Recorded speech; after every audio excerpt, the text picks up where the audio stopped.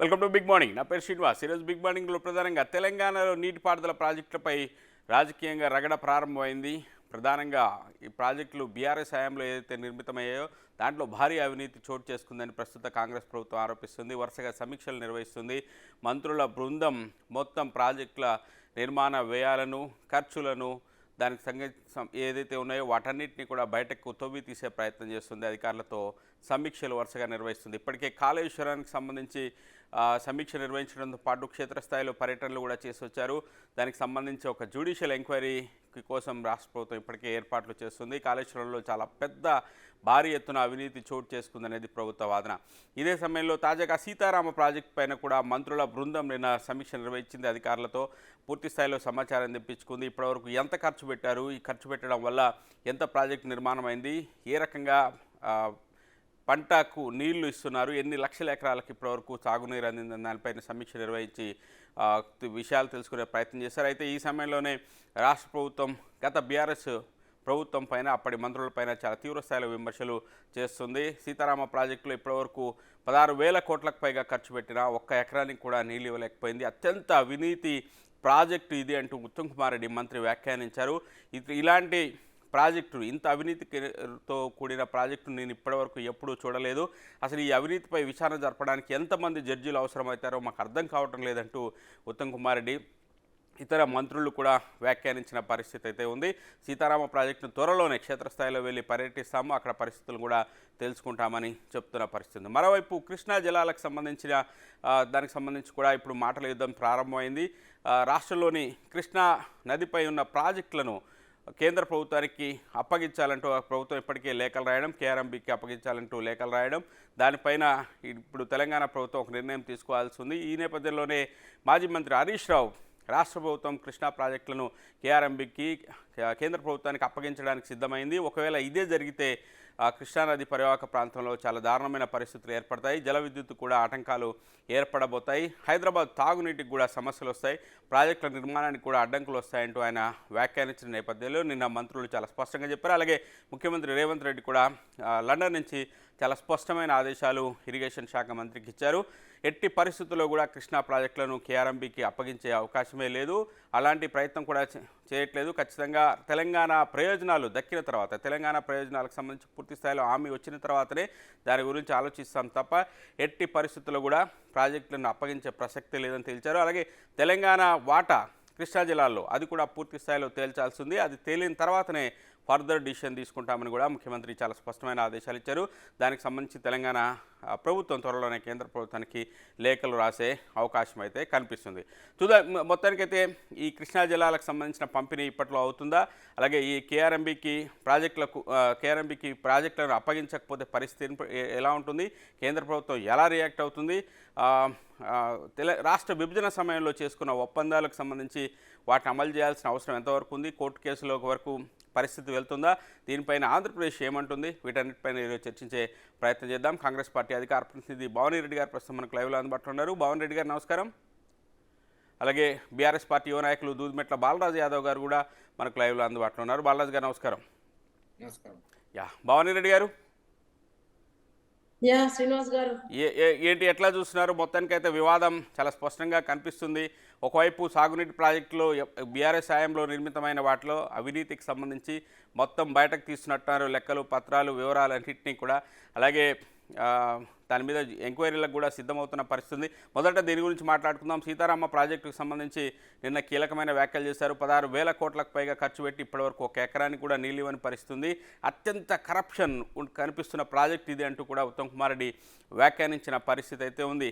ఏంది ఇట్లా మొత్తం అన్నిటి మీద ప్రాజెక్టుల మీద సమీక్షలు చేసుకుంటూ విచారణ చేసుకుంటూ వెళ్తారా, లేకపోతే వీటన్నిటిని పూర్తి చేయాల్సిన అవసరం ఉంది త్వరగా అని బీఆర్ఎస్ చెప్తోంది? అదే శ్రీనివాస్ గారు, నిజంగా కూడా దొంగ అన్నట్టుగా ఉంది. అంటే వాళ్ళు 2014 రీఆర్గనైజేషన్, ఏపీ రీఆర్గనైజేషన్ యాక్ట్ లో ఏమైతే పొందుపరిచిందో దానిల మీద ఏమి కొట్లాడకుండా ఇన్ని రోజులు కాలయాపన చేసి, మేము ఇప్పుడు మా ప్రభుత్వం ఏర్పడినాక నెల రోజుల వ్యవధిలోనే మీరు కృష్ణా రివర్ వాటర్ మేనేజ్మెంట్ బోర్డుకి అప్పచెప్తున్నారు, ఇట్లాంటి అన్ని అనుచిత వ్యాఖ్యలు చేస్తున్న హరీష్ రావు తెలుసుకోవాలి ముందుగాల అసలు మన పంచాయతీ నీళ్ళ గురించి. మన మేజర్ థింగ్ మన ట్యాగ్ లైన్ కూడా తెలంగాణ తెచ్చుకోవడానికి ఆ ట్యాగ్ లైన్ కూడా నీళ్లు నిధులు నియామకాలు. ఆ నీళ్ల పంపిణీ అనేది ఆ రోజు నుంచి కొట్లాడాలి, 2014 నుంచి కొట్లాడాలి మన షేర్ కోసం. ఎంత దుర్మార్గం! ఏమన్నా అంటే ఆర్టికల్ 14 మనకి ఇచ్చిన రాజ్యాంగం ఇచ్చిన హక్కును కూడా మనము పరిరక్షించుకోకపోతే ఎంత ఇది. 60% కంటే ఎక్కువ మన తెలంగాణలో వాడుతుంది. చిన్న పిల్లగాడిని అడిగినా చెప్తారు ఇది. మనకేమో 50% కంటే షేర్ తక్కువ ఉంటుంది, అదెట్లా అని అడగడం విడిచిపెట్టి ఆ రోజు నుంచి నిజంగా బ్రిజేష్ ట్రైబ్యునల్ ని ఎందుకు క్వశ్చన్ చేయలేదు వీళ్ళు? ఇవన్నీ వదిలిపెట్టి వాళ్ళు ఏమంటారు, సెక్షన్ 18 రీఆర్గనైజేషన్ యాక్ట్ ప్రకారంలా మనం ఏమనలా లేదు, పొందుపరచగా దీనికి సపరేట్ గా ఏం లేదు, ఇంతకు ముందు ఉన్న అలొకేషన్ ఏం చెప్పిందో, అంతకుముందు ఉన్న ట్రైబ్యునల్స్ ఏం చెప్పినాయో అదే ఫాలో కావాలంటే కొత్తగా స్టేట్ అయినాక అట్లా ఎట్లుంటది అని చెప్పి ఎక్కడ క్వశ్చన్ చేయకుండా, అండ్ దీని మీద కేంద్రం జనశక్తి వాళ్ళు 2000 మీకు గుర్తుందా శ్రీనివాస్ గారు, 2021 జూన్ జూన్ జూన్ కూడా కాదు, జూలై 15న గెజెట్ నోటిఫికేషన్ ఇచ్చిండ్రు. అంటే నదుల మీద మనము అధికారం కోల్పోబోతున్నాము, నది తన స్వయంగా అది కోల్పోతుంది అని చెప్పేసి మనం ఆ రోజు నుంచి కూడా మేము కొట్లాడితే ఆగస్టు 14 వరకు టైం ఇచ్చింది మనకు. ఇస్తే మేము గవర్నర్ దగ్గరికి వెళ్ళి మెమోరాండం ఇవ్వడం జరిగింది. కాంగ్రెస్ పార్టీ మేము ప్రతిపక్షంలో ఉన్నాం అప్పుడు. ఆ గెజెట్ నోటిఫికేషన్ బజార్లో తగలబెట్టడం జరిగింది, ధర్నా చౌక్లో ధర్నాలు చేయడం జరిగింది. ఎంత దారుణం అంటే గవర్నమెంట్ లో ఉన్న వాళ్ళ సలహాదారులు ఉంటారు కదా, ఇప్పుడు పెంటారెడ్డి గారు, శ్యామ్ ప్రసాద్ రెడ్డి గారు, వీళ్ళందరినీ పిలిచి రౌండ్ టేబుల్ సమావేశాలు పెట్టడం జరిగింది. ఇవన్నీ చేస్తుంటే కూడా హరీష్ రావు కళ్ళు మూసుకపోయినాయా, ఎలా ఆ శాఖ మంత్రిగా ఉన్నాడు ఆయన, వాళ్ళ ముఖ్యమంత్రి నోరిప్పలే. ఇక్కడ మేము క్వశ్చన్ చేసినాం, శ్యామ్ ప్రసాద్ రెడ్డి గారిని అడిగినాం, ఏందండి ఈ విడ్డూరము, ఇదెంత దారుణం అసలు, ఎక్కడ పెట్టినామంటే అది నాకు ఐ స్టిల్ రిమెంబర్, నేను కూడా I was part of it. బుక్కులు కూడా ప్రింట్ చేసినాము, కనీసం ఆ గెజెట్ నోటిఫికేషన్ దాన్ని రద్దు చేయాలి, విత్డ్రా చేసుకోవాలి, వెనక్కి తీసుకోవాలని చెప్పి. ఎంత ఇది తెలంగాణకు మొత్తం రాష్ట్ర ఏం మిగిలేదు రాష్ట్రకు వస్తే అని చెప్పేసి వికారాబాద్ లో అనుకుంటా, వికారాబాద్ తండ్రి ఐ డోంట్ రిమెంబర్, వికారాబాద్ పెడితే శ్యామ్ ప్రసాద్ రెడ్డి గారు ఏమన్నారు తెలుసా, వాళ్ళ సలహాదారులు పెంటారెడ్డి గారికి వాళ్ళు వచ్చేమనంటే, మేము ముఖ్యమంత్రి గారికి చెప్పినాము, కనీసం మీరు ఒక అప్పీల్ చేయండి అని కూడా చెప్పినాము, మరి దాని మీద ఇంకా స్పందించలేదని చెప్పి. ఎంత దుర్మార్గం అసలు అది. ఇవన్నీ పక్కన పెట్టి ఇప్పుడు వచ్చి తొందర చేయండి, కంప్లీట్ చేస్తారా, సమీక్షలు పెడతాయి. సమీక్షలు పెడితే మొత్తం వాళ్ళు అన్ని బయటికి వస్తాయనే కదా. కానీ భవానీ రెడ్డి గారు, ఇప్పటి కాంగ్రెస్ ప్రభుత్వము ప్రాజెక్టులన్నింటినీ కేఆర్ఎంబీకి కేంద్ర ప్రభుత్వానికి అప్పజెప్పేందుకు సిద్ధం అవుతోంది. ఇది ఖచ్చితంగా తెలంగాణ రాష్ట్ర ప్రయోజనాలకు భారీ దెబ్బ తగులుతుంది. కృష్ణా పరివాహక ప్రాంతాలకు సంబంధించిన ప్రాజెక్టులన్నింటికి ఇబ్బందులు వస్తాయి, జల విద్యుత్కు ఇబ్బంది వస్తుంది, హైదరాబాద్ తాగునీటికి ఇబ్బంది వస్తుందని హరీష్ రావు గారు ఆందోళన వ్యక్తం చేస్తున్నారు కదా ఇప్పుడు.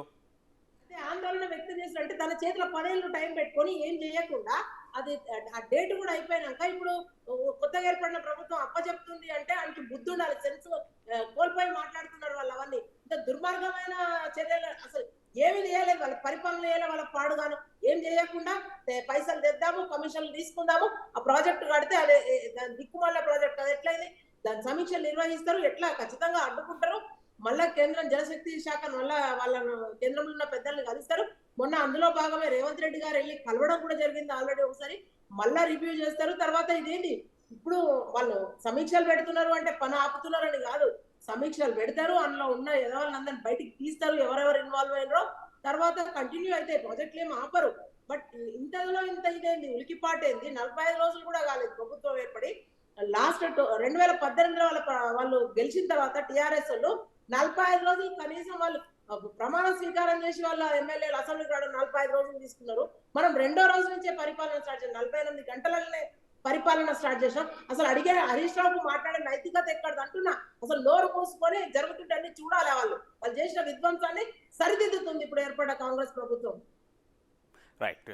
బాలాజీ గారు, శ్రీనివాస్ గారు నమస్కారం. బాలాజీ గారు, ఏంటి ఇప్పుడు 10 ఏళ్ల పాటు మీరు అధికారంలో ఉన్నారు, కృష్ణా జలాల్లో వాటా కోసం పోరాటం ఏ స్థాయిలో చేశారో మరి అందరికీ తెలుసు. దాన్ని పూర్తి స్థాయిలో సాధించుకోవాల్సిన అవసరం ఉండే, కానీ అప్పటికే మీరు వెళ్ళి ఉమాభారతి దగ్గర సంతకాలు పెట్టి వచ్చారనే ఒక అపప్రద ఉంది. ఇప్పుడు బయటకు వచ్చి ప్రాజెక్టులు అట్లయితున్నాయి ఇట్లయితున్నాయి, కేఆర్ఎంబీకి ఎట్లా కేటాయిస్తారు అది ఒప్పుకునే ప్రసక్తి లేదు, తెలంగాణ ప్రజలను తాకట్టు పెడితే ఒప్పుకోము, ఇట్లాంటి భీకరమైన ప్రకటనలు ఇస్తే జనాలు యాక్సెప్ట్ చేస్తారా? మీరున్న 10 ఏళ్లలో ఎందుకు ఈ పోరాటాలు చేయలేకపోయారు, ఎందుకు ఈ ఒత్తిళ్లు తీసుకురాలేకపోయారు, ఎందుకు కోర్టులకు వెళ్ళలేకపోయారు, ఎందుకు వాటాను సాధించలేకపోయారు, ఎందుకు ప్రాజెక్టులు కేఆర్ఎంబీకి అప్పచెప్పకుండా మీరు అడ్డుకోలేకపోయారు పూర్తి స్థాయిలో? ఇప్పుడు శ్రీనివాస్ గారు, ముందుగా మీకు అదేవిధంగా బిగ్ టీవీ ప్రేక్షకులకి తెలంగాణ సమాజం బిగ్ టీవీని చూస్తా ఉంది కాబట్టి వారు కష్టంగా ఈ అంశాలు తెలుసుకోవాల్సిన అవసరం ఉంది. భవానీ రెడ్డి అక్క తెలంగాణ ఉద్యమంలో ఉంది, వారికి కూడా నమస్కారం. నేను ఏమంటున్నంటే ఇలా కేఆర్ఎంబికి ఏదైతే ఇలా కృష్ణా సంబంధించినటువంటి ప్రాజెక్టులు అయితే నాగార్జున సాగర్, శ్రీశైలం వాటి మీద ఆధారపడుతున్నటువంటి మరి ఇలా రేపు డిండి కావచ్చు, పాలమూరు ఎత్తిపోతలు కావచ్చు, అదేవిధంగా అనేక రకాల ప్రాజెక్టులు నాగార్జున సాగర్ కావచ్చు, శ్రీశైలం మీద ఆధారపడుతుంది నాగార్జున సాగర్ కావచ్చు, ఇవన్నీ ప్రాజెక్టులు ఇలా నోట్లో మట్టి కొట్టేటువంటి పరిస్థితి ఇలా కేఆర్ఎంబి చేతిలోకి పోతే డెఫినెట్ గా తెలంగాణ ప్రజలకు తీరని నష్టం అది. మరి ఈ నెల 17వ తారీఖు రోజున ఎవరు సమావేశమైనారు కేంద్ర జలశక్తి శాఖతోటి. ఆ కేంద్ర జలశక్తి శాఖలో జరిగిన సమావేశంలో మినిట్స్ బుక్ కూడా ఇలా సోషల్ మీడియాలో పేపర్లో తిరుగుతా ఉంది. ఆ మినిట్స్ బుక్ లో ఈ ప్రభుత్వం ఏమని వాళ్ళకి చెప్పింది, మరి ఎందుకు అడ్డుకోలేకపోయింది? ఓకే, మేము గతంలో మేము తప్పు చేసినాం, మేమంతా అన్యాయం చేసినాం తెలంగాణకు, ఓకే మీరు అందరూ న్యాయం చేస్తారు సంతోషం, మీరు కాదనం, మీరే న్యాయం చేస్తారు, మేము అందరం అన్యాయం చేసినాం మీరు అంటారు సంతోషం. కానీ మరి ఎందుకు నిన్న జరిగిన 17వ తారీఖు జరిగినటువంటి సమావేశంలో కేంద్ర జలశక్తి శాఖ నిర్వహించినటువంటి సమావేశంలో మినిట్స్ బుక్ లో ఎందుకు కేఆర్ఎంబికి అప్పజెప్తం ప్రాజెక్టులను ఒప్పుకున్నారు? అది మేము ఇలా స్పష్టంగా అడుగుతా ఉన్నాం. కాబట్టి దాని ద్వారా నష్టం జరిగేది తెలంగాణ ప్రజలకి. అనేక సార్లు క్లియర్ గా ఉంది అందులో ఒప్పుకుంటున్నట్టు. క్లియర్ కట్ చూడండి, పేపర్లు అన్ని పేపర్లలో చూడండి. వాళ్ళు అడిగారు ఖచ్చితంగా మీరు 2 ప్రాజెక్టులు దానికి సంబంధించిన మిగతావన్నీ కూడా మాకు అప్పచెప్పండి అన్నారు. దానికి ఒక నెల రోజుల సమయం ఇచ్చినట్టున్నారు. ఆ నెల రోజుల్లోపు వీళ్ళ అభిప్రాయం చెప్పాల్సిన అవసరం అయితే ఉంటుంది. కానీ ఇప్పటికే తెలంగాణ పూర్తి స్థాయిలో ఇచ్చేసిందనే మాట మీరు చెప్తున్నారు. మరి నా దృష్టికి అయితే అది రాలే. మీరు ఆ కేంద్ర జలశక్తి మినిట్స్ వాళ్ళు ఓపెన్ చేసినారు, వాళ్ళు అడిగారు, మినిట్స్ లో ఉంది, వాళ్ళు అడిగారు మా ప్రాజెక్ట్ లీమని వాళ్ళు అడిగారు. 2 రాష్ట్రాలు ఒప్పుకున్నాయి, వారం రోజులలో ఈ ప్రతిపాదన పూర్తి చేయండి అని చెప్పేసి ఆల్రెడీ కేంద్ర జలశక్తి శాఖ ఆల్రెడీ ఆర్డర్స్ ఇచ్చినది.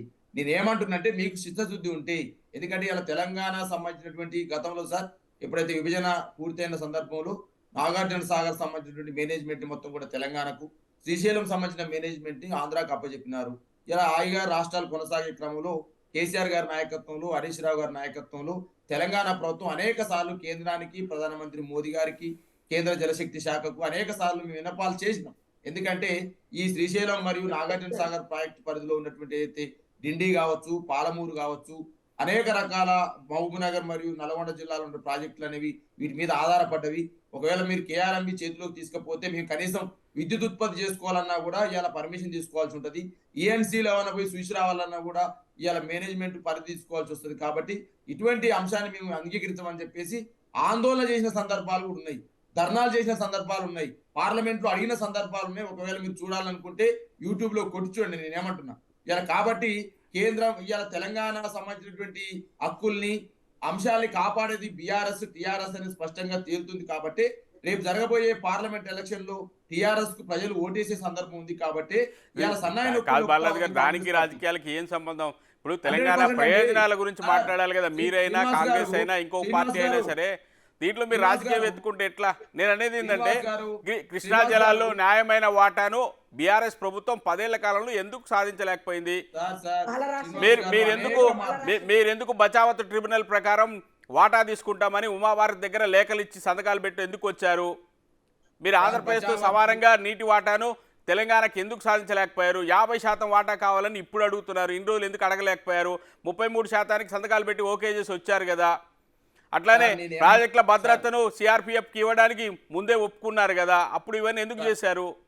సార్ సుప్రీంకోర్టులో ఉన్నటువంటి కేసు కావచ్చు, అదేవిధంగా బచావత్ ట్రిబ్యునల్ ప్రకారం నీటి కేటాయింపులు కావచ్చు, అదేవిధంగా బ్రిజేష్ కుమార్ ఇచ్చినటువంటి ట్రిబ్యునల్ కావచ్చు, ఈ అంశాల పట్ల స్పష్టత ఇంకా రాలేదు. కాబట్టి మీరు మేనేజ్మెంట్ అనేది మీ ఆధీనంలోకి పోతే అసలు నీటి కేటాయింపులు తేలవని చెప్పేసి అనేక మార్లు కేసీఆర్ నాయకత్వంలో, మా ఇరిగేషన్ శాఖ ఆధ్వర్యంలో కేంద్రానికి విన్నవింపులు అనేకం ఉన్నవి. మీకు పత్రాలు పంపంటే పంపుతా, మీరు యూట్యూబ్ లో కొట్టమంటే కొట్టి చూసుకోండి.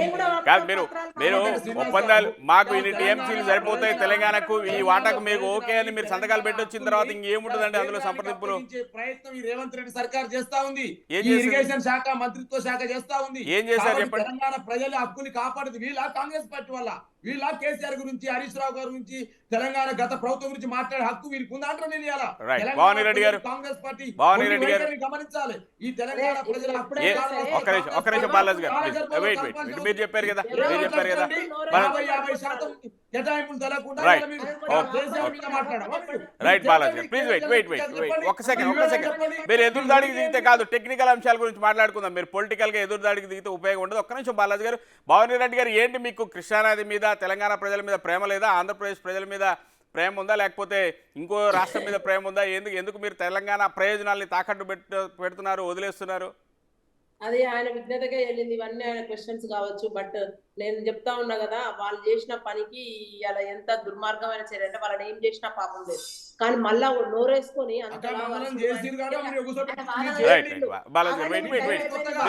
మీరు సమాధానం చెప్తారు వదిలేండి. ఆర్గ్యుమెంట్ వద్దు ఉపయోగం ఉండదు. చెప్పండి మీరు ఏం చేస్తారో చెప్పండి. నేను అడుగుతాను వారు చెప్పండి భవన్ రెడ్డి గారు. పార్లమెంట్ ఎన్నికల గురించి ఆయనే మాట్లాడుతాడు. రేపు రాబోయే ఓట్ల గురించి షురూ చేసిన డ్రామా ఇదంతా. ఎలక్షన్స్ తర్వాత మళ్ళా సైలెంట్ గా ఉంటారు. చెప్తున్నా కదా, కలుగులో నెలకలను బయటికి వచ్చినట్టు ఇన్ని రోజుల నుంచి కళ్ళ ముందట విధ్వంసం జరుగుతా ఉంటే 10 ఏళ్లలో ఎన్నడూ నోరెత్తని పాపాన పౌర సంఘాలన్నీ పోయి కూడా ముఖ్యమంత్రి గారు మీరు మాట్లాడండి అని అయ్యో అని మొరబెట్టుకుంటే కూడా ఆయన ఏనాడు కృష్ణా రివర్ వాటర్ షేరింగ్ గురించి కానీ గోదావరి రివర్ వాటర్ షేరింగ్ గురించి కానీ మాట్లాడను ఆయన. ఇవాళ కొత్తగా వీళ్ళందరినీ దోలి అది మాట్లాడంటే ఏమన్నా ఉందా? మేము డెఫినెట్ గా చేయాల్సిన రాష్ట్ర ప్రభుత్వం ఏమేమి చర్యలు తీసుకోవాలనో చేస్తుంది, ఏమేమి అప్పీల్ చేసుకోవాలనో చేసుకుంటది, ఎక్కడ ఛాలెంజ్ చేయాలనో అక్కడ చేస్తాము. అంత మాత్రాన్ని ఇప్పుడు మీరు ఏం చేసేది ఏం లేదు. మీకు జనాలు ప్రతిపక్షంలో కూర్చొని మ్యాండేట్ ఇచ్చిండ్రు, 39 ఇచ్చిండ్రు, కూర్చోండి ప్రతిపక్షంలో. మీరు చేసిన విధ్వంసాన్ని అన్ని సరిచేస్తూ ఫర్దర్ డెవలప్మెంటల్ అండ్ సంక్షేమ యాక్టివిటీస్ మీద మేము ముందుకు పోతా ఉంటాం. భవానీ రెడ్డి గారు నిన్న హరీష్ రావు మేజర్ కామెంట్స్ ఏంటంటే తెలంగాణకు రావాల్సిన ప్రయోజనాల విషయంలో రాష్ట్ర విభజన సమయంలోనే కాంగ్రెస్ బీజేపీ కలిసి తెలంగాణకు అన్యాయం చేశాయి. సీలేరుని ఆంధ్రాకు అప్పచెప్పడము, మండలాలను ఆంధ్రాకు అప్పచెప్పడము, కృష్ణా జలాలకు సంబంధించి సరైన నిర్ణయాలు తీసుకునే ప్రయత్నం చేయకపోవడం, వీటన్నిటిని ఆ రోజే కేంద్ర ప్రభుత్వ పరిధిలోకి వెళ్తాయని చెప్తే ఆ రోజే పునర్విభజన చట్టంలో ఓకే చేయడము, అప్పుడే అన్యాయం చేశారు కాంగ్రెస్ బీజేపీ అనేది ఇప్పుడు బీఆర్ఎస్ చెప్తున్నమాట. కాంగ్రెస్ ఏం చేయలేదన్నా ఈయన ఒప్పుకొని వచ్చిండు అన్ని. అయితే మేము తర్వాత వెళ్ళి కూడా గౌరవ ముఖ్యమంత్రి అప్పుడున్న చీఫ్ మినిస్టర్ కేసీఆర్ గారిని కలవడం జరిగింది. 2015లో కలిసి ఇదేంది మీరు అట్టెట్ ఒప్పుకుంటారు అది అంటే ముందుగాల రాష్ట్రం రాని అవన్నీ ఆ 7 మండలాల గురించి అడిగి ఈ రివర్ వాటర్ షేరింగ్ గురించి అడిగితే ఇంత రాష్ట్రాన్ని అడ్డుకుంటది బీజేపీ రాష్ట్రం ఇయ్యదు ఎప్పటికీ కూడా అని చెప్పి అడ్డుకుంటది, కాంగ్రెస్ రాష్ట్రం ఇయ్యదు అని చెప్పేసి ఈయన మాట్లాడి ఇవాళ మొత్తం కెమేలియన్ గా మారిపోయిండు. అవన్నీ పక్కన పెట్టేసి ఇవాళ కొత్త పాట ఎత్తుకుంటారు. అరే 45 రోజులే అయింది, 2 నెలలు కూడా కాలేదు. కనీసం పరిపాలన మీద దృష్టి పెట్టినాం, చేస్తూనే ఉన్నాం, రోజుకొక రివ్యూతో నడుస్తూనే ఉన్నది. తర్వాత దాన్ని కంప్లీట్ చేస్తామని చెప్తూనే ఉన్నాము. అసలు ఎక్కడ నుంచి వచ్చినాయి నిధులు? మళ్ళీ ఇంకొకటి హరీష్ రావు ఒకటే కాదు, ఇంకొక ఆయన కేటీఆర్ కూడా మోపోయిండు. ఆయన ఏం చెప్పుకో తిరుగుతారంటే సర్పంచ్లకు మేము పైసలు ఇప్పించేదాకా నిద్రపోము అది. మరి ఏం చేసి నిన్నేళ్ల నుంచి 9-10 ఏళ్ళు బకాయిలు ఉన్నాయి వాళ్ళ దగ్గర. 28,000 కోట్లు తీసుకొస్తారు. 14th ఫైనాన్స్ ఇస్తుంది, 15th ఫైనాన్స్ నిధులను తీసుకొస్తారు. అసలు అవన్నీ ఏం చేసిండ్రో కూడా తెలియదు. ఒక్క రూపాయి కూడా గ్రామాలకు అభివృద్ధికి పెట్టకుండా భవానీ రెడ్డి గారు ఇప్పుడు మీరు అడ్డుకోగలుగుతారా? సరే అవన్నీ పొలిటికల్ రోజువారీ వ్యవహారాలు. నేను అనేది ఏంటంటే కేఆర్ఎంబీకి కృష్ణా ప్రాజెక్టు వెళ్లకుండా అడ్డుకునే శక్తి కాంగ్రెస్ ప్రభుత్వానికి రేవంత్ రెడ్డికి ఉందా? అడ్డుకోగలుగుతారా? సాధ్యమవుద్దా? చట్టంలో చాలా క్లియర్గా ఉన్నట్టుంది ఖచ్చితంగా ఇవ్వాలి అని. ఎస్, నేను అదే చెప్తున్నాం కదా. చట్టం ఏం చెప్తున్నా అంటే మేమేం చెప్తున్నాం, మేము ఆర్టికల్ 14లో మనకి ఏమున్నాయి, మన రాజ్యాంగంలో మనకేం పొందుపరిచిన అవన్నిటి మీద కూడా మేము చూస్తా ఉన్నాం. డెఫినెట్ గా ముందుకు పోతాం, అడుగుతాము, రిక్వెస్ట్ చేస్తాము, లేదంటే ఛాలెంజ్ చేస్తాం. నేను అదే చెప్తున్నా కదా, మనకు రావాల్సిన వాటా వాళ్ళు ఏదో చేసిండ్రు, వాళ్ళు ఏం చేయలేదు, కాలయాపన చేసిండ్రు అనడమే కాకుండా మేమేం చేస్తామో కూడా చేస్తున్నాం కదా. దాని ముందుకు పోయే ప్రక్రియలో వీళ్ళకు ఎలక్షన్ వచ్చిందనే దాని ఎజెండా పెట్టుకొని ఇష్టం వచ్చినట్టుగా మాట్లాడుతూ ఉంటే వాళ్ళకు సమాధానం చెప్పాల్సిన అవసరం మాకు లేదు. శ్రీనివాస్ గారు, డెఫినెట్ గా మనకు రావాల్సిన వాటా మనం దక్కించుకోవడానికి ఇదంతా పోరాటం. తెలంగాణ ప్రజలు ఇన్ని రోజులకు మళ్ళా సోయి తెచ్చుకొని మళ్ళొక ఉద్యమం లాగా దీన్ని ఇవాళ కాంగ్రెస్ పార్టీని గెలిపించుకున్నారు. ఇవాళ ప్రజల గెలిపిది. డెఫినెట్ గా ప్రజల ఆకాంక్షల మేరకు పనిచేస్తాం. తెలంగాణకు నీళ్లలో కానీ ఎండ్ల కానీ నిధులలో కానీ ఎండ్ల రావాల్సిన వాటాలు వస్తాయి.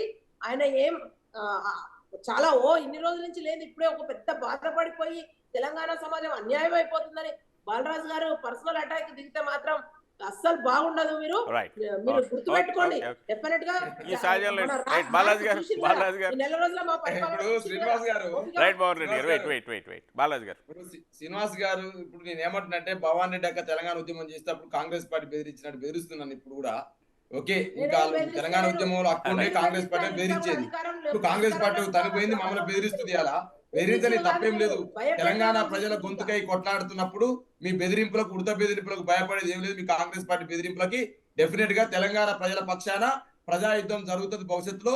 ఇవాళ మీరు ఇచ్చిన హామీలు అనేవి ఇవాళ బుట్టదాఖలైనవి. ఇవాళ రైతు రుణమాఫీ ఏదైతే చేస్తామన్నారో డిసెంబర్ 9వ తారీఖు సోనియా గాంధీ జన్మదినం రోజు దాన్ని దోగా చేసినారు. బాలాజీ గారు రైతు అవి భరోసా మరో నిధులు సందర్భంలో విడుదల కాలేవు. చర్చించాలండి. ఆసరా ఈ పింఛను పెంచలేదు. కృష్ణా 2000 జలాలకు ఇస్తున్నారు. సంబంధించి ఇవాళ మీ నిరుద్యోగ పార్టీగా వృత్తి ఏం మీద చేయగలుగుతారో చెప్పండి దయచేసి.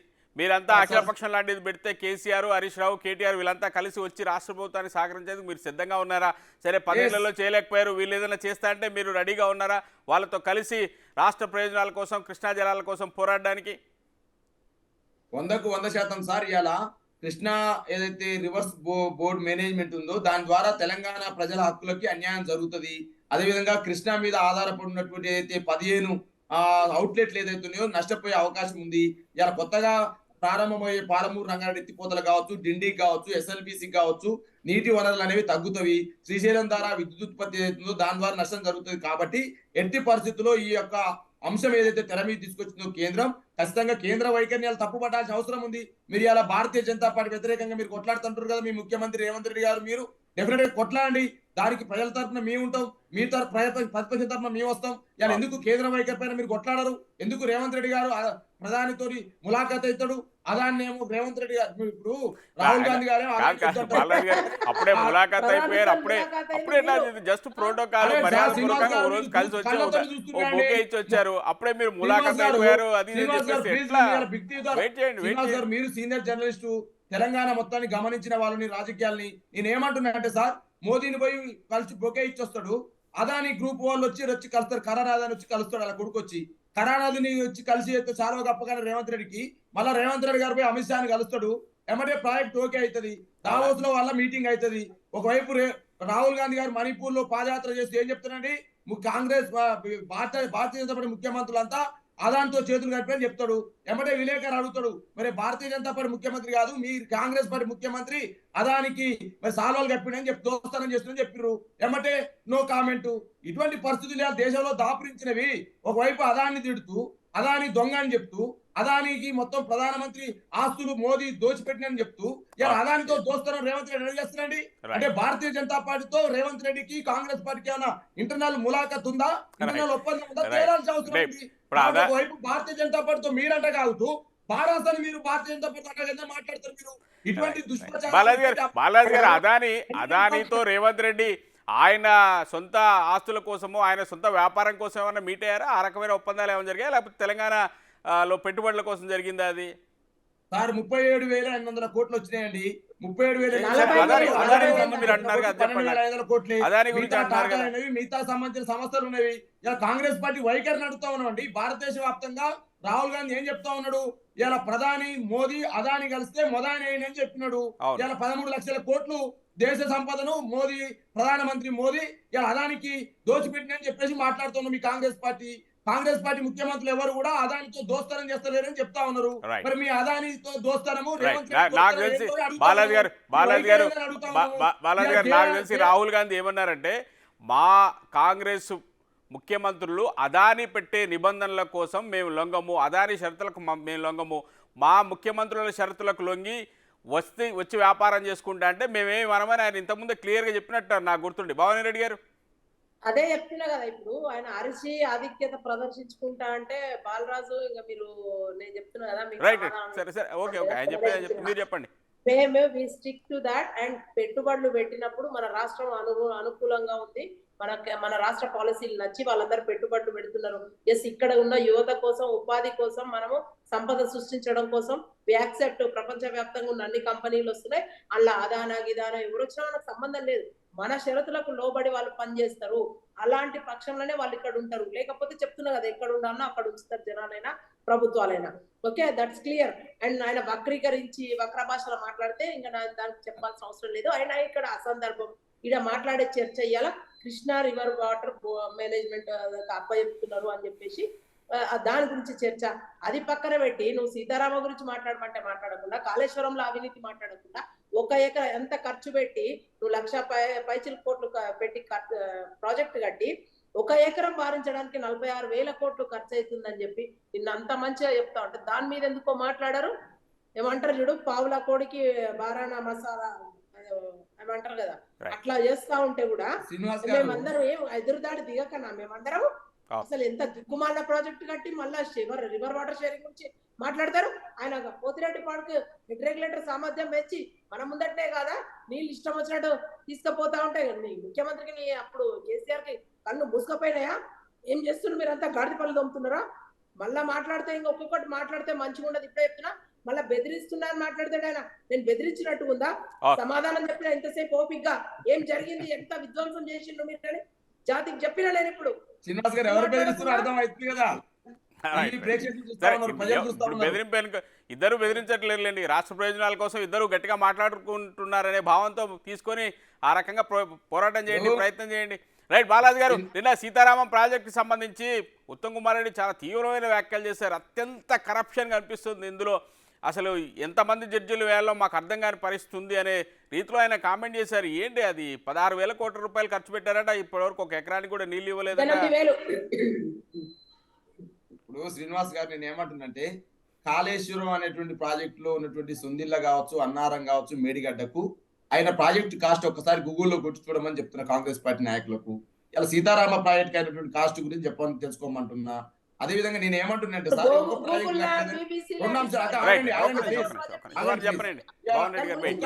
కట్టలేదని వీళ్ళే అంటారు సార్. సీతారామకు ఖర్చు పెట్టిరు, సీతారామకు అయిందని వీళ్ళే అంటారు. ప్లస్ పాలమూరు రంగారెడ్డి కట్టలేదని వీళ్ళే అంటారు, పాలమూరు రంగారెడ్డికి ఇంత ఖర్చు అయిందని వీళ్ళే అంటారు. కాళేశ్వరం కట్టలేదని వీళ్ళే అంటారు, కాళేశ్వరం ఇంత ఖర్చు అయిందని వీళ్ళే అంటారు. మేడిగడ్డ కాస్ట్ ఎంతో తెలుసుకోండి గూగుల్లో. మీరు అవినీతి గురించి మాట్లాడే ముందు గూగుల్లో ఎందుకు ఓపెన్ గా పెట్టారు కదా, ఓపెన్ బుక్కే కదా, మొన్న అసెంబ్లీలోనే ఇచ్చారు కదా వివరాలు. ఈఎన్సీని చెప్పారు సార్, ఈఎన్సీ మురళీధరరావు గారు.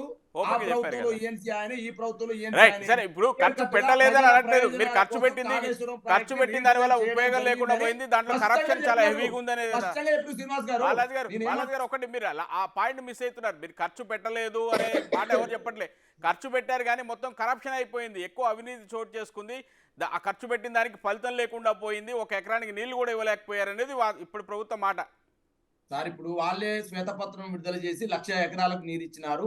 17,08,688 ఎకరాలను పాత ఆయకట్టును స్థిరీకరించినారు.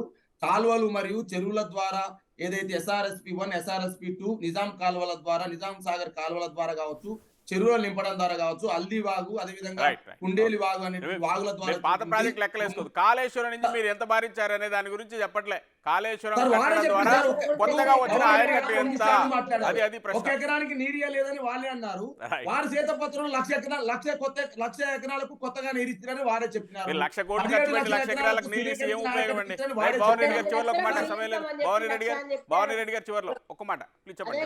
వాళ్ళ మాట్లాడడానికి ఏమైనా ఉండాలా, ఇంగితం ఉండాలా, సెన్సస్ తో మాట్లాడాలి.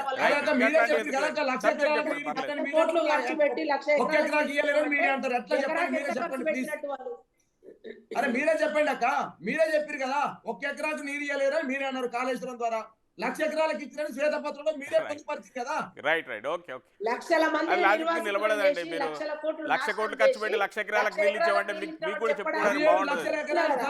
17,08,000 ఎకరాలకి అది స్థిరీకరణ అండి, అది స్థిరీకరణ. ఆల్రెడీ ప్రాజెక్టులు ఉన్నాయి కదా దానికి. రైట్ అండి, రైట్. మొత్తానికైతే సాగునీటి ప్రాజెక్టుల వ్యవహారం తెలంగాణలో మరొకసారి రాజకీయంగా రగడని లేవనెత్తినట్టు కనిపిస్తుంది. ఇది ఎట్లా క్లియర్ చేస్తారు, ఏ రకంగా కృష్ణా రివర్ మేనేజ్మెంట్ బోర్డుకి సంబంధించి తెలంగాణ వాదనలు ఎంతవరకు నిలబడతాయి, కోర్టులకు వెళ్తారా, తెలంగాణ ప్రయోజనాల కోసం రేవంత్ రెడ్డి సర్కార్ ఏం చేయబోతుంది? ఇప్పుడు ఇది చాలా ఇంట్రెస్టింగ్ అంశం. కేఆర్ఎంబీ పరిధిలోకి వెళ్లకుండా ప్రాజెక్టులను కాపాడుకోవడం సాధ్యమవుతుందా? ఇప్పటికే సంతకాలు పెట్టిన నేపథ్యంలో ఇది వర్కౌట్ అయ్యే అవకాశం ఉందా లేదా? అలాగే బ్రిజేష్ కుమార్ ట్రిబ్యునల్ ఎప్పుడు వస్తుంది, ఎప్పుడు కృష్ణానదిలో నీటిని పంపకాలు చేస్తుంది, అప్పటి వరకు వేచి చూసే పరిస్థితి ఉంటుందా, అప్పటి వరకు ఎలాంటి వాతావరణం ఉండబోతుంది, ఇవన్నీ భవిష్యత్తులో మాట్లాడుకుందాం. థ్యాంక్ యూ వెరీ మచ్ అండి డిస్కషన్లో పార్టిసిపేట్ చేసినందుకు. ఇది రోజు బిగ్ మార్నింగ్ డిస్కషన్. రేపు బిగ్ మార్నింగ్లో మళ్ళీ కలుద్దాం. Stay tuned to big TV.